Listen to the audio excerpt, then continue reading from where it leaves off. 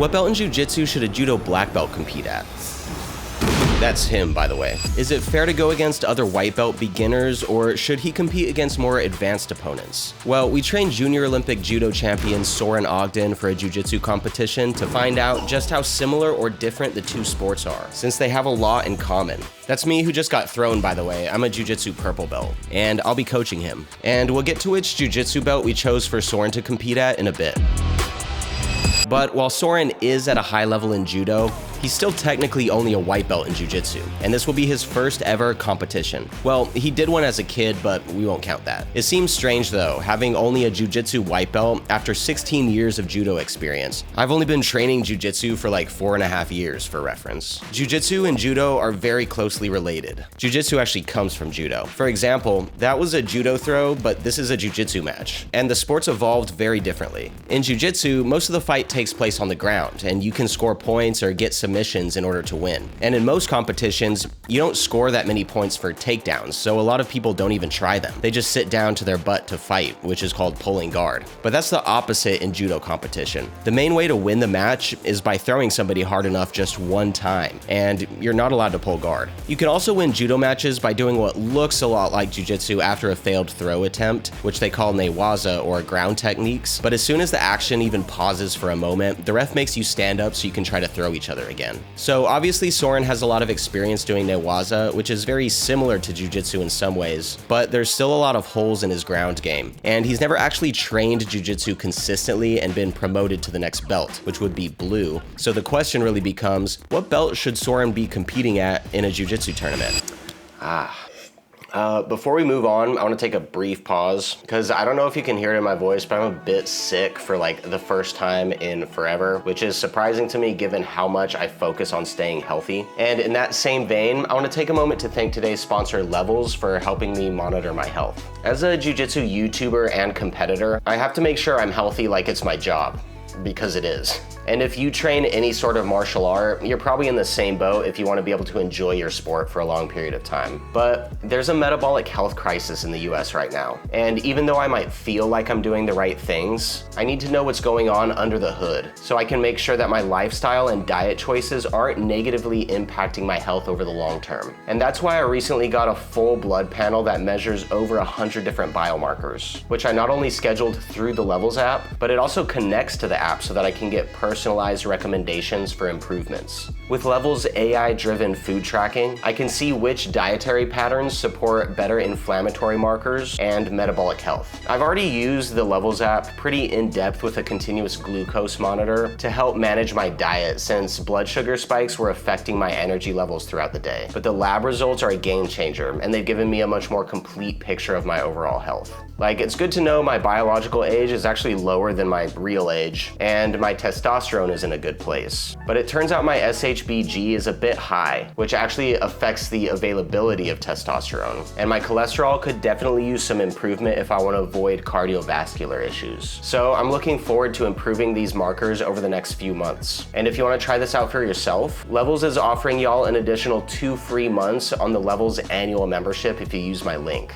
But I don't know how long this offer is going to last. So if you've been interested in learning more about your metabolic health, now is the time to get started. Thank you, Levels, for sponsoring. Let's get back to the video. It's definitely not fair for him to compete against other white belts because he would totally wipe them out. That's called sandbagging, and competitions don't allow it. But he's got enough holes in his game that some blue belts would still be able to beat him, maybe. And the tournament we're doing has both a gi and no gi division, meaning he'll be at a disadvantage not being able to wear the gi for all his matches like he would in judo. And on top of that, we only have 6 training sessions to prepare him. We asked him very last minute if he wanted to do this. Can I train you for a jiu-jitsu competition? Yeah.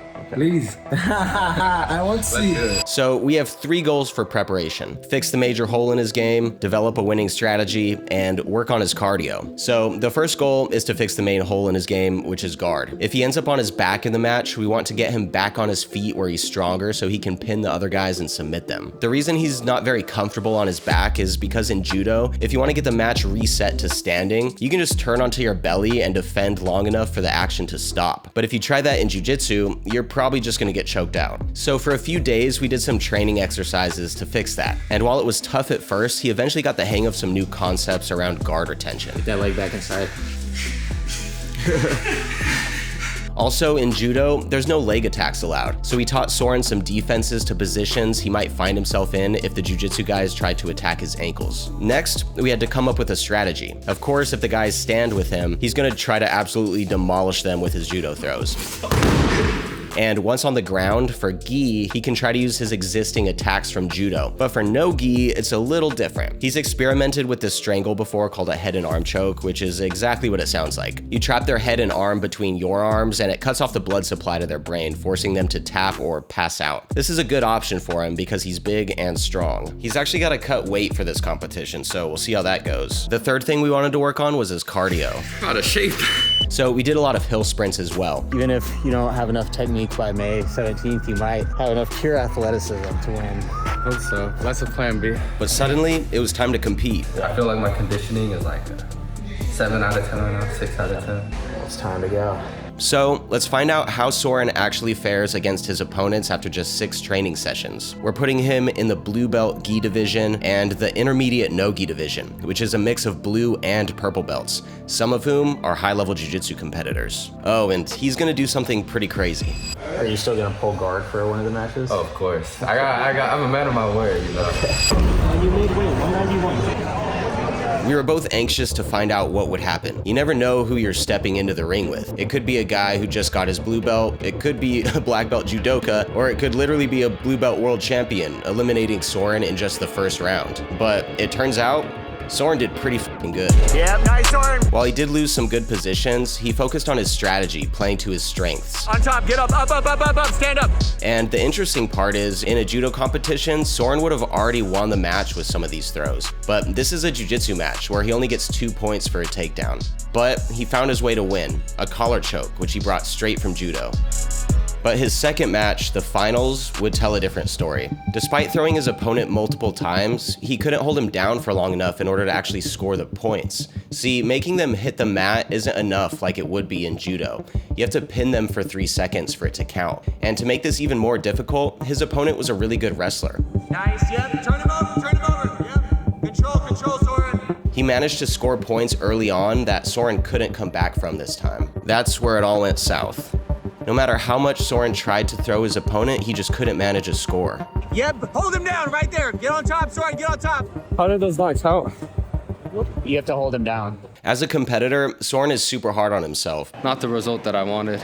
Second, sure, but always going for first. But I was super proud of him for getting silver in his first ever BJJ competition as an adult. Very, very tired. You know, in judo, walking out of bounds is very quickly punished. I assumed it was my fault for thinking that it would be the same kind of standard like that it's held up to. Do more research on the rule set you're competing in. I think people vastly underestimate how big of a difference the rule set makes between the sports. It's definitely a learning experience for me. I think you did great. Thank you. Yeah. But we couldn't sit around sad about the loss because it was now time for no-gi. And we don't really know which belt all the opponents are. They could be blue or purple belt since this is the intermediate division. It was time to see if Soren's judo would translate over into no-gi.